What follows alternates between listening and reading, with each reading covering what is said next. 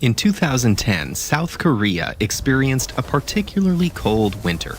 People couldn't activate their smartphones while wearing gloves, so they began wielding snack sausages, causing one company to see a 40% rise in sausage sales. So, what could sausages do that gloves couldn't? In other words, how do touchscreens actually work?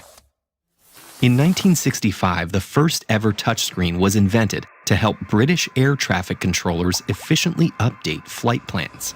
However, the technology was too unwieldy and expensive for widespread use. Over the following decades, engineers further developed this technology and experimented with alternative kinds of touchscreens. Soon, resistive touchscreens dominated the market. But then, in 2007, Apple released the first iPhone. It was a breakthrough, yet it functioned using the same principle as the first touchscreen: capacitance.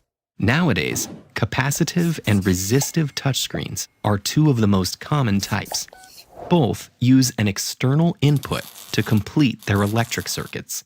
In conductive materials, electrons flow around atoms, forming an electric current. In contrast to insulators, the electrons in conductors are weakly bound and flow easily. A resistive touchscreen has two layers. The top is a clear, flexible material, usually plastic, while the bottom is something rigid, like glass. These layers are coated with a conductive substance and separated by a thin gap. When something pushes hard enough, the layers connect, completing the electric circuit. This causes a change in voltage that the machine's software reacts to. Resistive touchscreens can be a little unresponsive, but they're generally cheap and durable, so they're favored for industrial or mass use.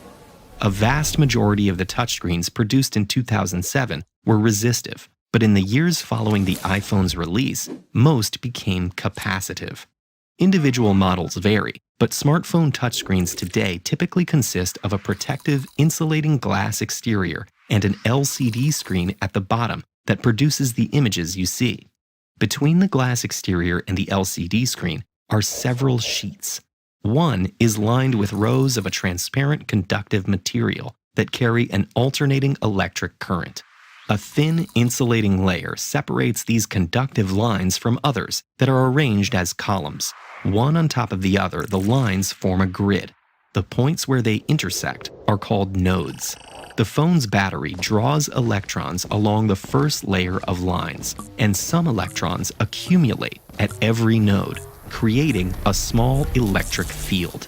These screens are called capacitive touchscreens because the nodes act like capacitors by storing charge.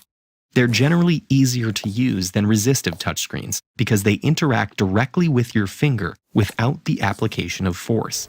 Your body is a great conductor and is constantly transmitting electric currents. Why? Because about 60% of you is water.